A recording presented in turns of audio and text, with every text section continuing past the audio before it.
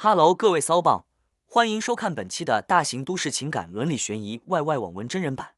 开局我直接好家伙，咱们的女总裁林薇正在电话里跟海城一把手张总督谈笑风生，下一个7星级酒店的项目说敲定就敲定，这霸总气场绝绝子。然而镜头一转，她的老公，也就是咱们的男主陈宇，却在用一种我从未见过的亲昵方式表达爱意。他深情款款地看着老婆，说：“你太辛苦了。”家里的车该保养了，我帮你去弄一下。我爹妈看到这，我差点就信了，以为这又是什么神仙爱情。结果下一秒，这哥们儿开着老婆的豪车，接的却是另一个女人的电话。这女的，咱们叫她小三吧，嗲声嗲气地说：“爸妈要来看我，你得给我整个豪车撑场面，再安排个顶级包间。”陈宇想都没想，大手一挥，车送你了，包间咱家酒店的帝皇厅。随便用，我直接一个原地裂开。合着你说的保养，是把车拿去给小三保养是吧？这波操作堪称21世纪赘婿界的下头男天花板，他真的，我哭死。另一边，女总裁还在为老公的体贴感动，殊不知自家老公已经拿着她的资产，在外面 cosplay 霸道总裁，养起了金丝雀。这还不算离谱，更离谱的还在后头。小三开着正宫的劳斯莱斯，载着他那一脸暴发户相的爹妈和弟弟，来到了正宫的酒店。在停车场，他们为了抢一个车位，差点撞上一辆国产车。小三一家人下车就开始疯狂输出，对着国产车主一顿嘲讽，说什么穷酸货，开破国产车的也配抢车位？那副嘴脸，强烈建议纳入如何快速激怒路人的反面教材。而这位被他们疯狂补刀的穷酸货，不是别人，正是开着自己另一辆车过来准备宴请张总督的女总裁林薇本人。我的妈，这不就是新手村小怪开着 GM 的号去挑衅满级微服私访的大佬吗？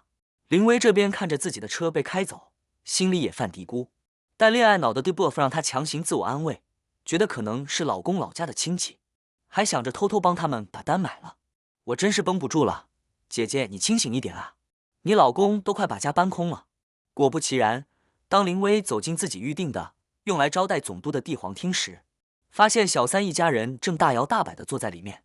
仇人见面分外眼红，小三一家再次开启嘲讽模式，说林薇一身 A 货，假名媛，还想混进帝皇厅，甚至掏出1万块钱想把林薇打发走。我头快要裂开了，这家人是集体降智了吗？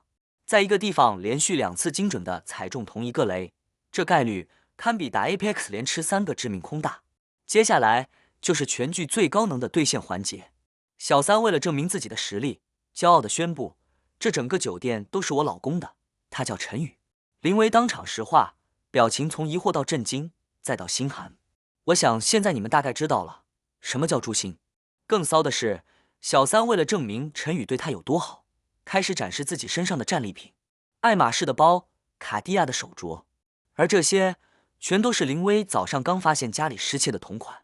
好家伙，这是偷了正宫的装备，跑到正宫面前炫耀，还问正宫你气不气？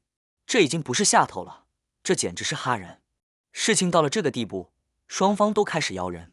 小三一个电话打给陈宇，陈宇在电话那头牛皮吹得震天响，说要叫保安把那个闹事的女人轰出去。他压根就没听出来，电话另一头那个贱人的声音就是他正牌老婆。这波隔空兑现，小丑竟是我自己。小伙伴们可以把年度最佳小丑打在弹幕上。而林薇这边也彻底 emo 了，他冷静地给助理安排任务，准备关门打狗。就在这时，酒店经理被陈宇叫了过来。他本来是来给老板家人撑腰的，结果一看到闹事对象是真大老板林薇，当场腿都软了，那表情比便秘半个月还难受。可小三一家还在疯狂输出，压根没看懂经理的脸色。更逆天的是，林薇为总督准备的价值188万的龙吟宴被推了上来。小三一家以为这是陈宇给他们的惊喜，结果厨师当场打脸，说这是林总定的。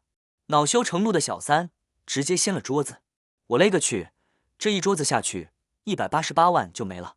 林薇冷笑一声，掏出发票要求赔偿。小三一家看到188万的数字，人都傻了，但小三依旧嘴硬，掏出陈宇给他的银行卡，号称里面有1个亿。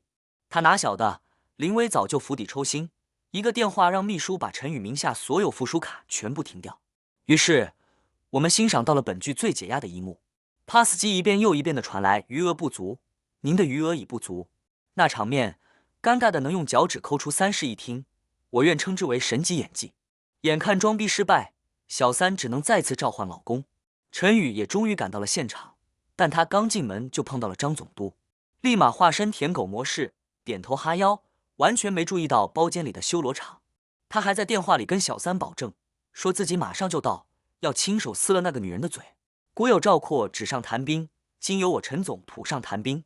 他以为自己是来救美的骑士，却不知道自己即将踏入的是审判自己的法庭。接下来，当陈宇走进帝皇厅，看到他口中的贱人竟然是自己的老婆林薇，而他要巴结的张总督正恭敬地站在林薇身边时，他的表情会是啥子样？我简直不敢想。好家伙，这出大戏比德云社的相声包袱还密，让我们拭目以待，看这位时间管理大师如何迎来他人生的终极审判。